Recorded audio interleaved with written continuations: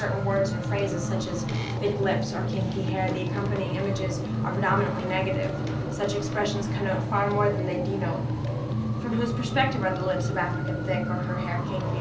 Certainly not from the African's perspective. How then does the writer describe the Caribbean descendants of West Africans so as not to connote the negativity implied in the description, such as thick lips? She's from the Caribbean.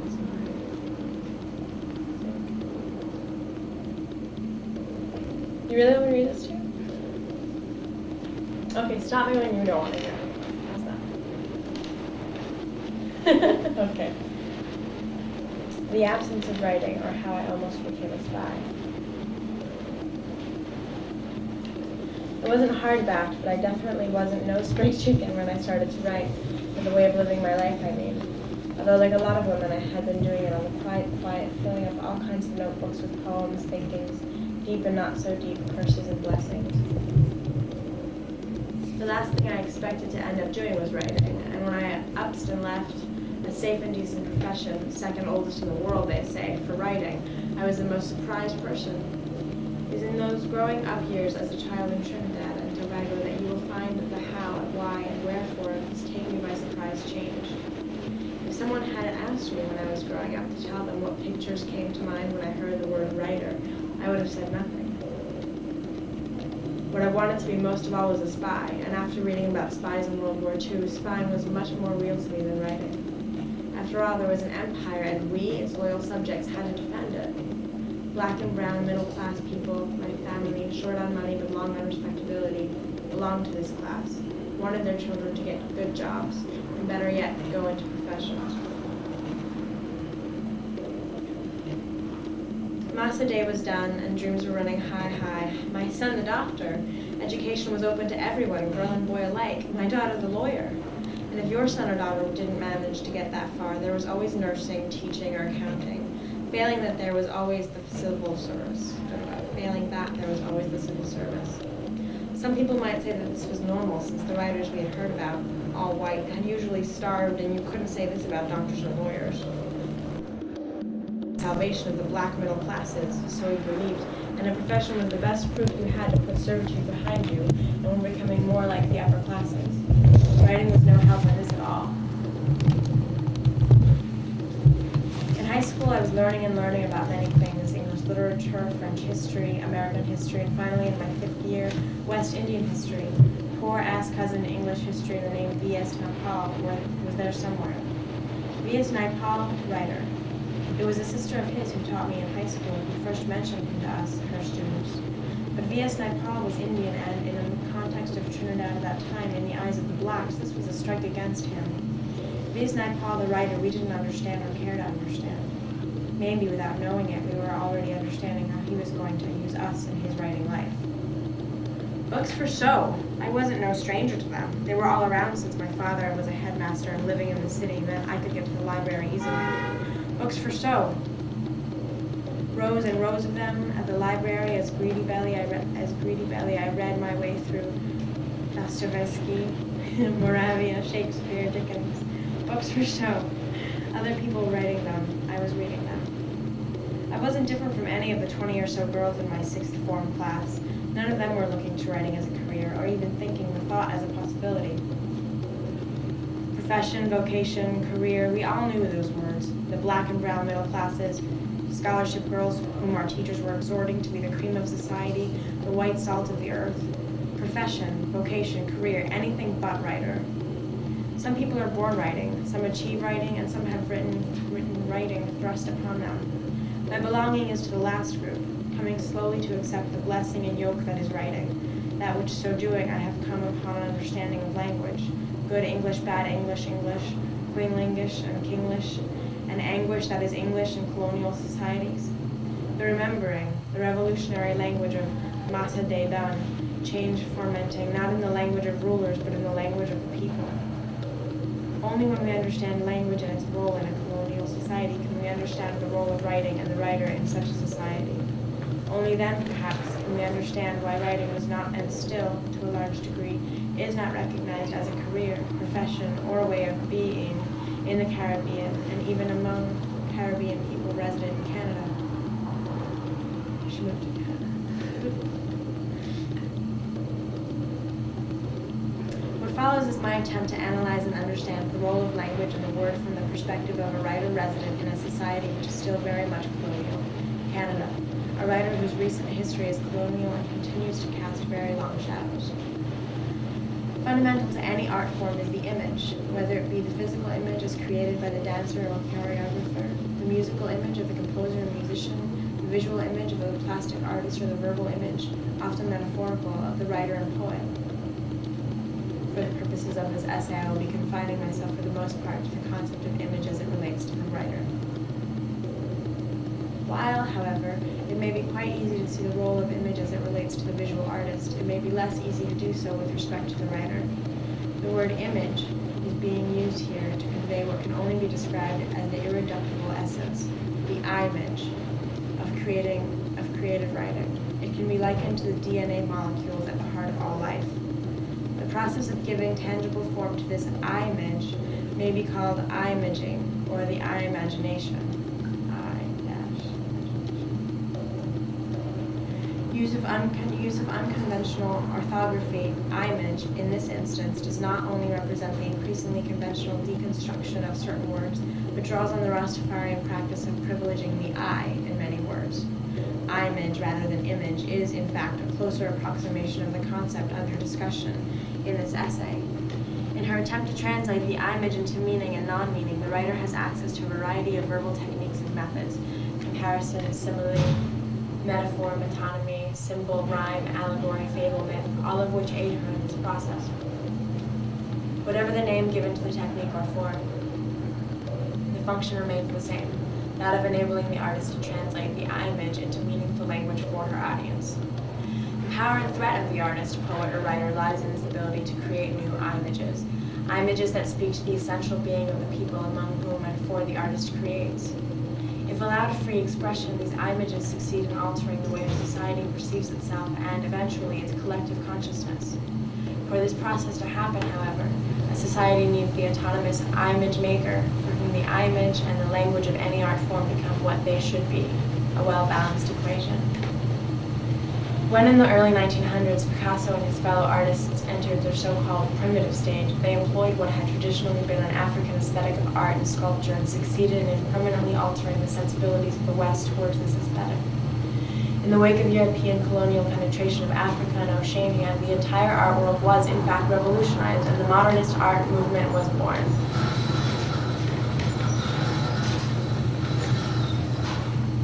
These changes did not necessarily increase the understanding or tolerance of the West for Africans in Africa, but people began to perceive differently.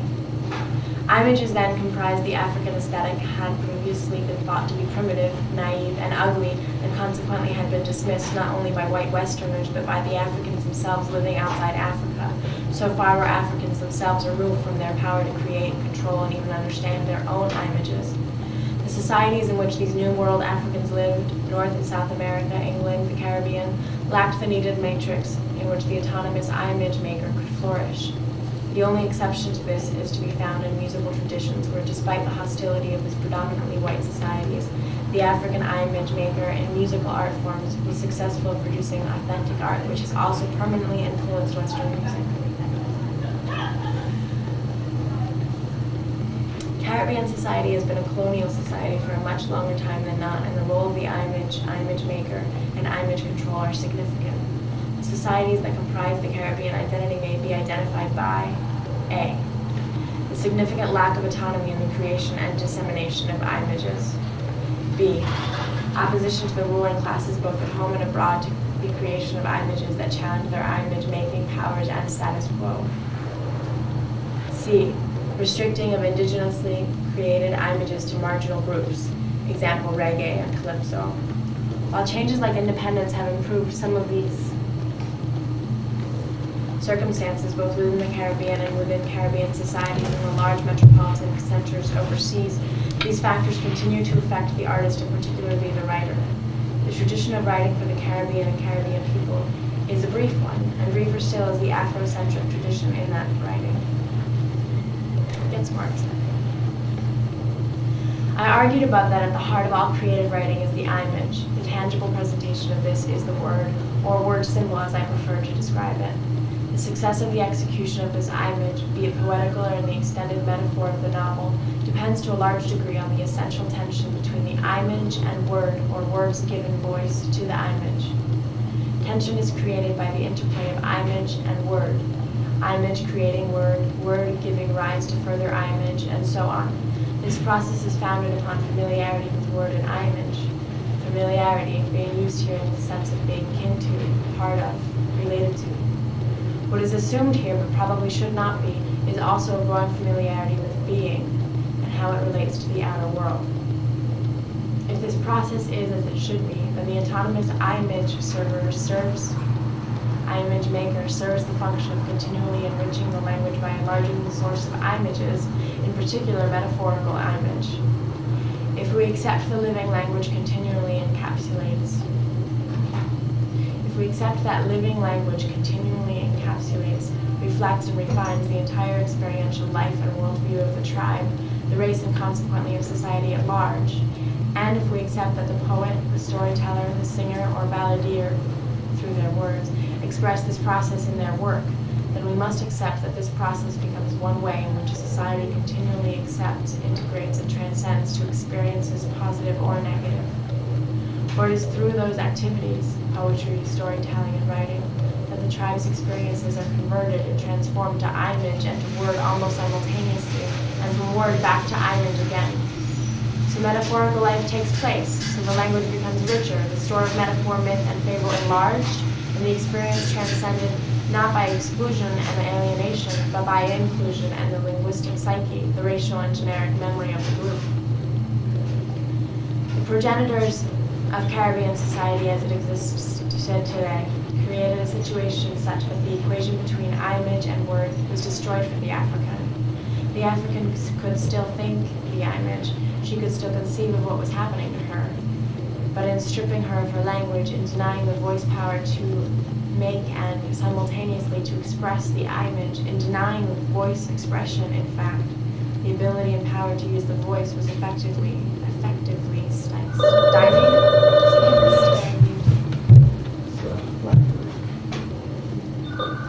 All straight.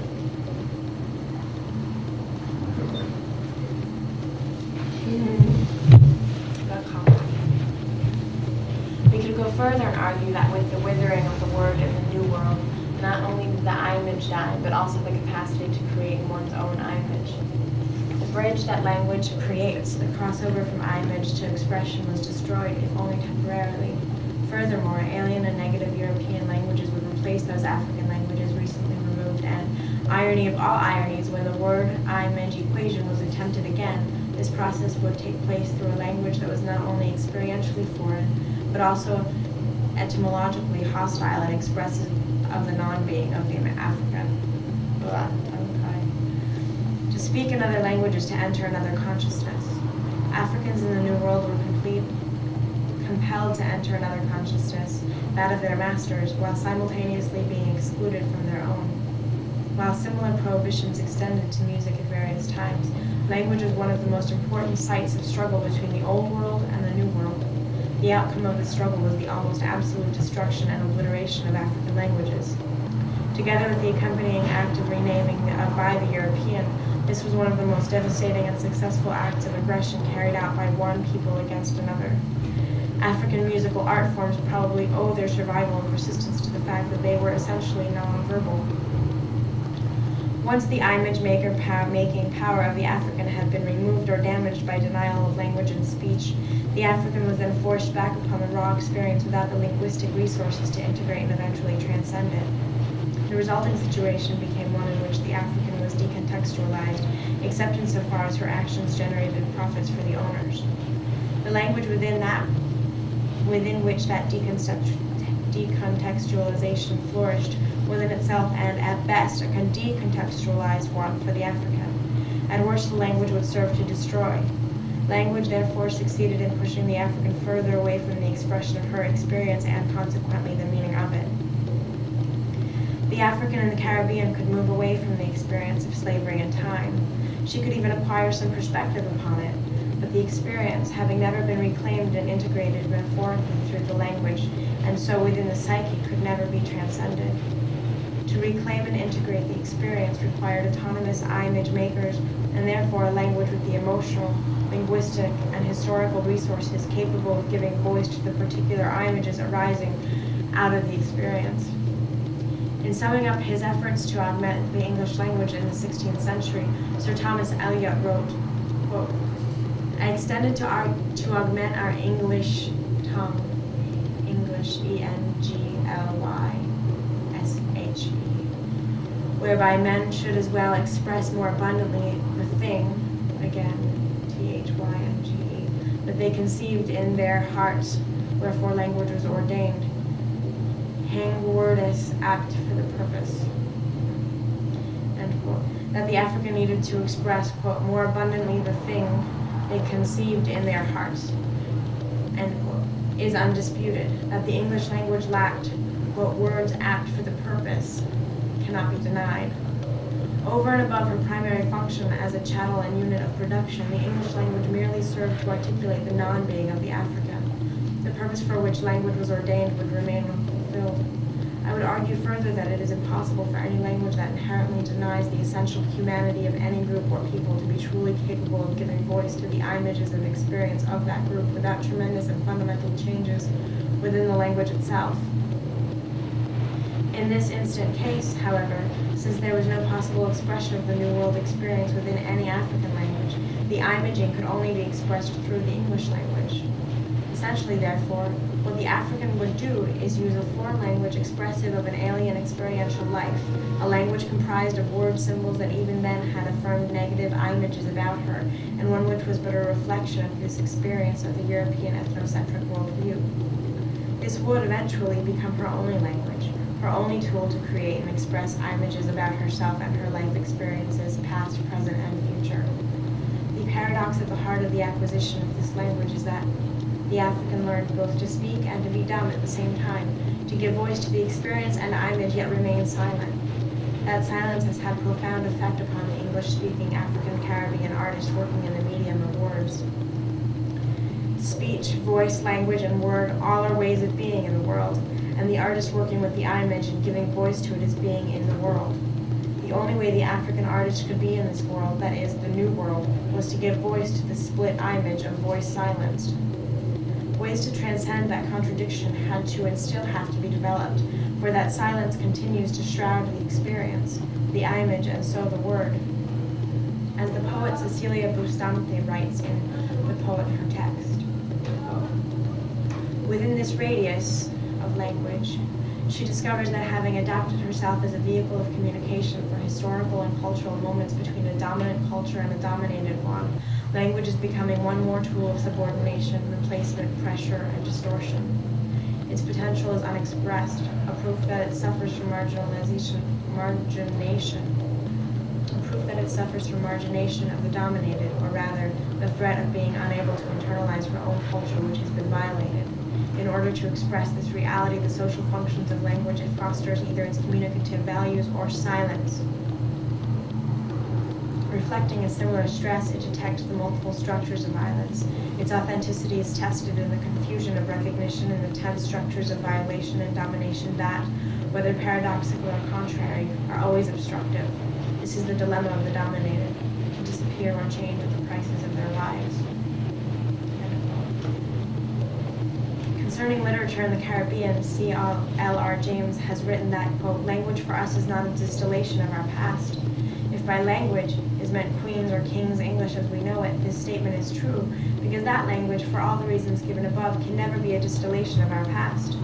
But what the ordinary African, the African on the Papine bus, or the Port of Spain route taxi, or the Toronto subway, produced from the only linguistic behavior allowed her, that is functionality, at its barest level, in the English language, is truly and surely a distillation of her past. It may not be the clearest distillation, but it remains a distillation all the same. In the vortex of the New World slavery, the African forged new and different words, developed strategies to impress her experience on the language. The formal standard language was subverted, turned upside down, inside out, and even sometimes erased. Nouns became strangers to verbs and vice versa. Tonal accentuation took the place of several words at a time. Rhythms held sway. Many of these techniques are rooted in African languages. Their collective impact on the English language would result in the latter being, at times, unrecognizable as English. Bad English, broken English, patois, dialect. These words are for the most part negative descriptions of the linguistic result of the African attempting to leave her impress on the language. That language now bears the living linguistic legacy of a people trying and succeeded in giving voice to their experience in the best and sometimes the only way possible. The havoc that the African wreaked upon the English language is, in fact, the metaphorical equivalent of the havoc that coming to the New World represented for the African.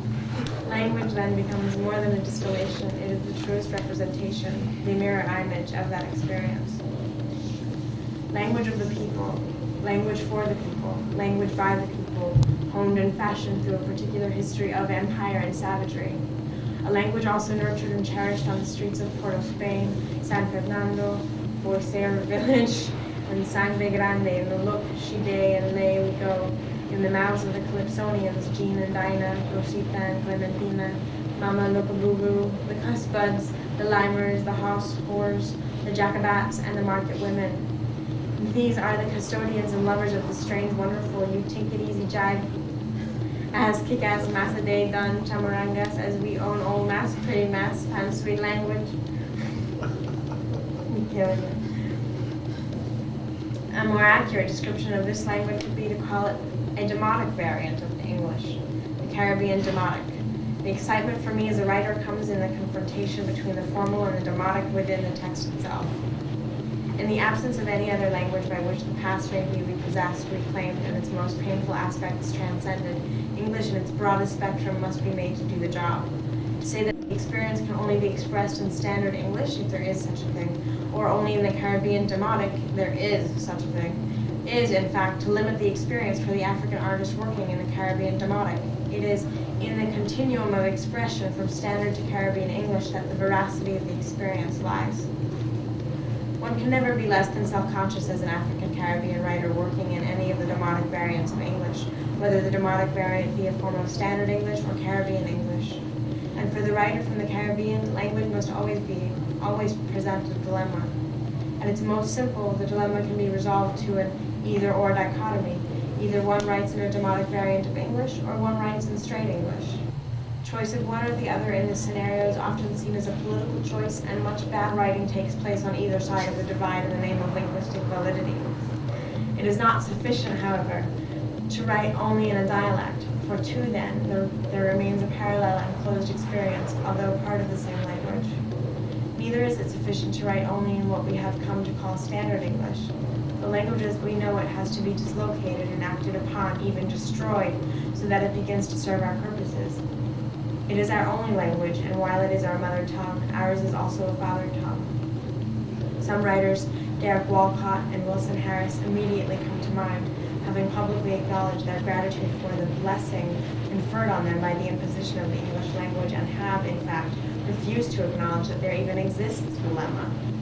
Others, like Earl Lovelace, have taken up the challenge that the anguish that is English presents for all African Caribbean people. The issue is, however, much more complex than either-or dichotomy suggests. The place African Caribbean writers occupy is one that is unique, and one that forces the writer to operate in a language that was used to brutalize and diminish Africans so that they would come to a profound belief in their own lack of humanity. No language can accomplish this, and to a large degree English did, without itself being profoundly affected, without itself being tainted. The challenge, therefore, facing the African Caribbean writer who is at all sensitive to language and to the issues that language generates, is to use the language in such a way that the historical realities are not erased or obliterated, so that English is revealed as the tainted tongue it truly is. Only in so doing will English be redeemed. Subversion of the language has already taken place. It began when the African in the New World, through alchemia, the art of the black in Egypt, practices succeeded in transforming the leavings and detritus of a language and infused it with her own remembered linguistic traditions. Much more must now be attempted if If we accept the earlier premises that at the heart of the language lies the image, metaphorical or otherwise, and that to the artist falls the task of articulating and presenting this image to the people, then the attack must be made at the only place where any true change is ever possible, at the heart of the language, the image and the simultaneous naming of it. The African artist in the Caribbean and the New World must create in, give voice to, and control her own images. This is essential for any group, person, or people, but more so for the African in the New World, since in one sense, our coming upon ourselves, a revelation to ourselves in the New World, was simultaneous with a negative representation of ourselves to ourselves by a hostile imperialistic power, and articulated in a language endemically and etymologically hostile to our very existence.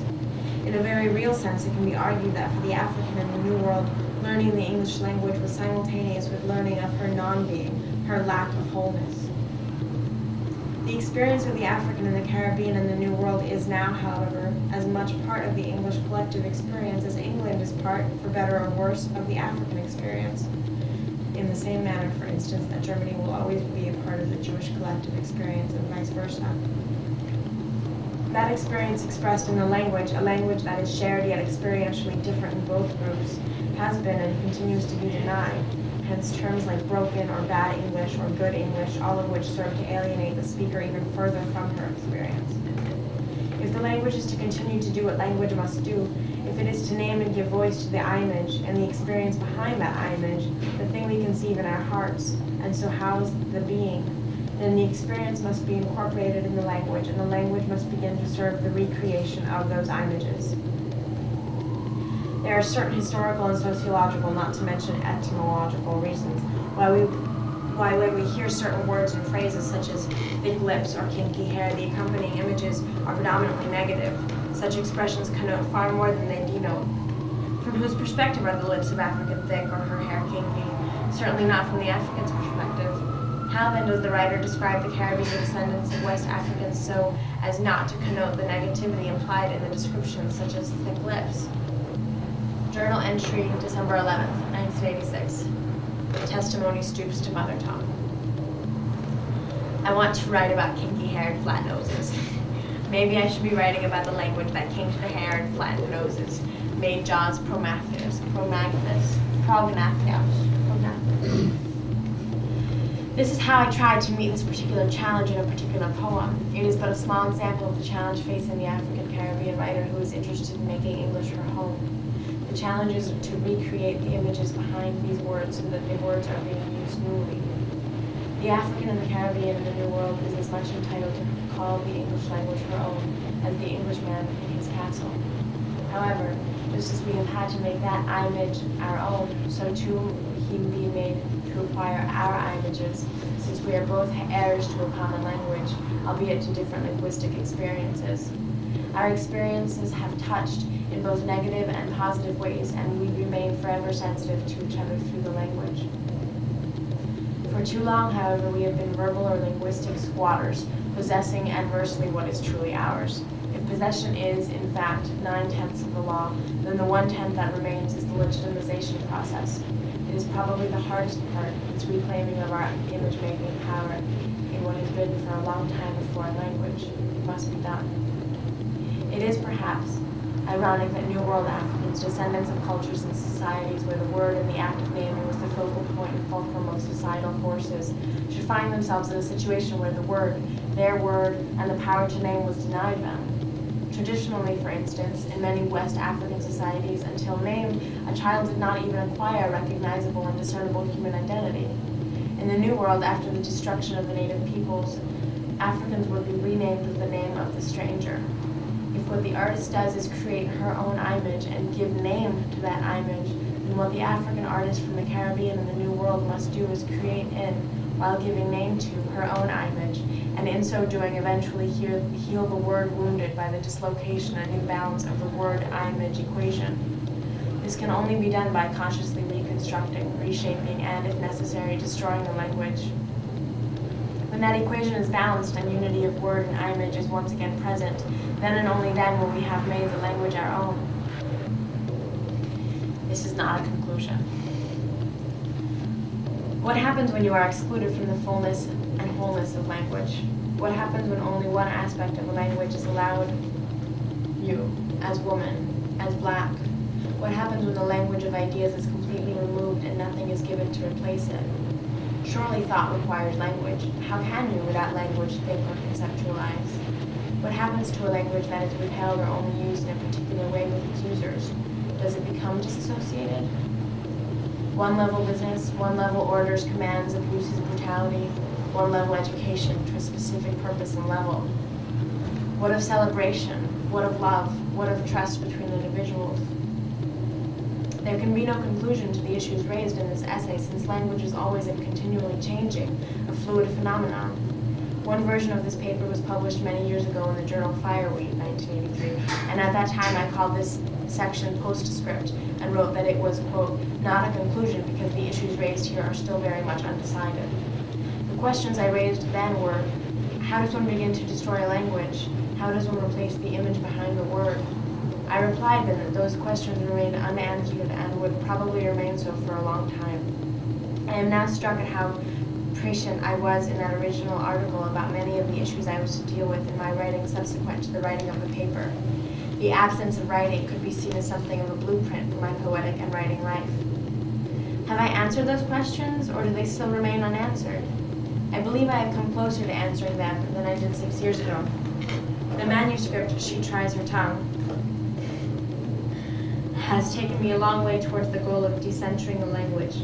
This is not the same thing as destroying a language, which is a far harder thing to do. Also, destruction connotes great sturm and drang when, in fact, what words just as well at times is a more subtle but equally profound approach.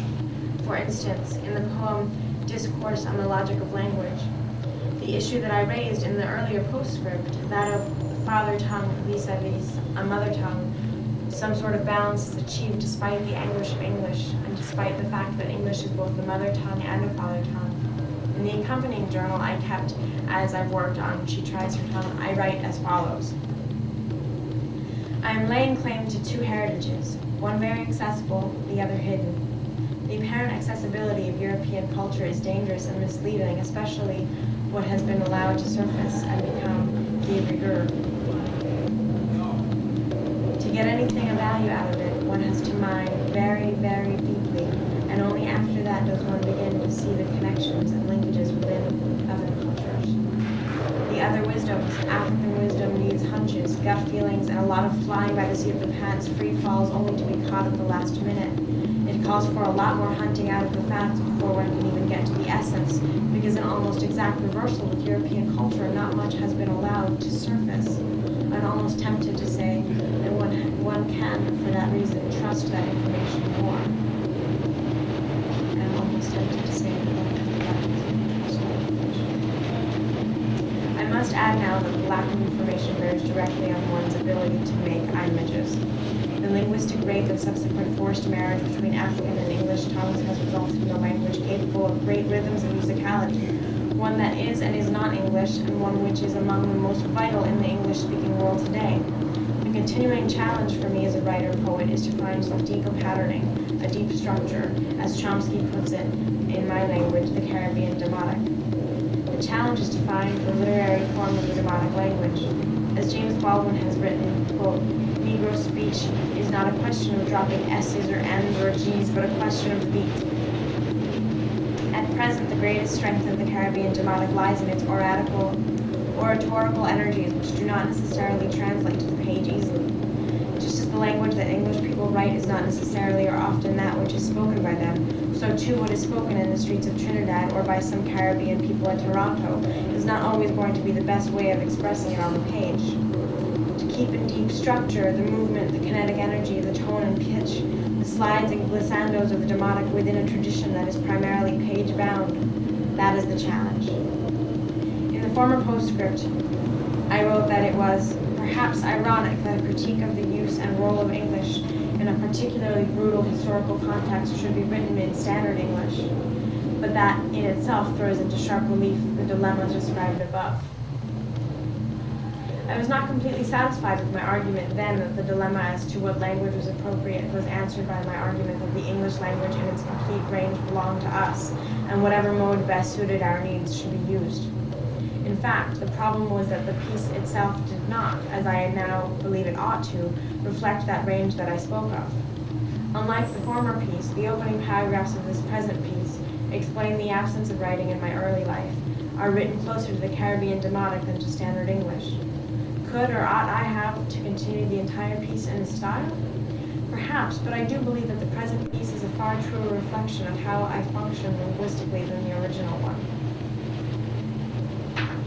While I continue to write in my father tongue, I continue the quest I identified in 1983 to discover my mother tongue, trying to engender by some alchemical practice a metamorphosis within the language which from the father tongue to the mother tongue.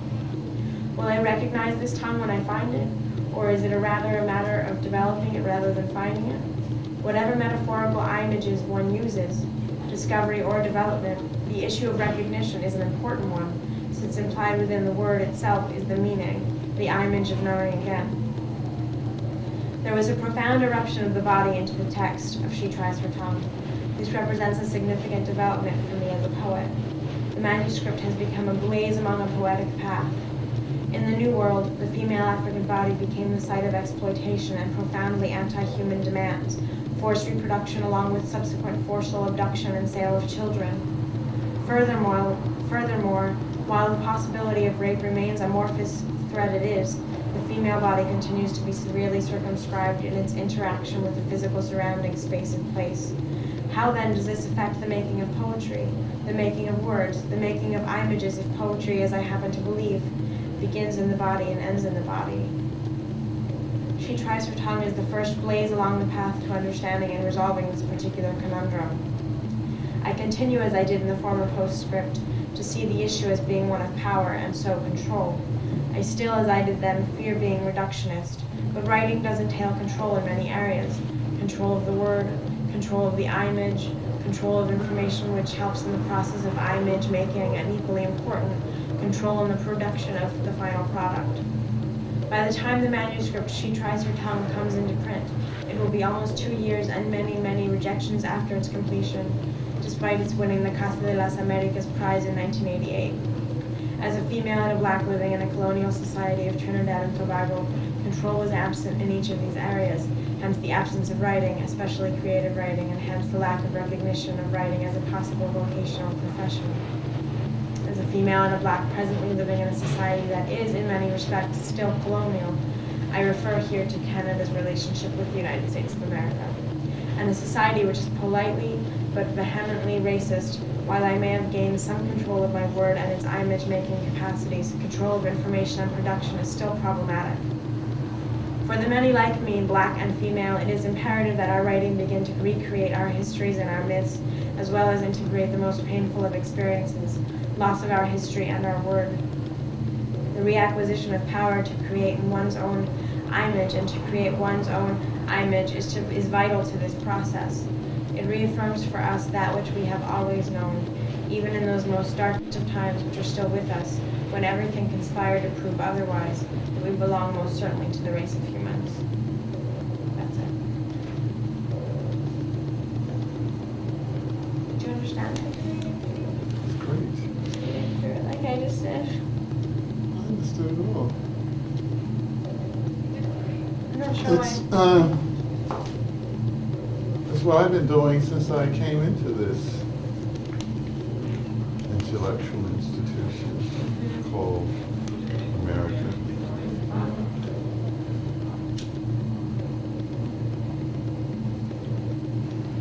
Well, after Not so much to learn something, but more so how to use it for my own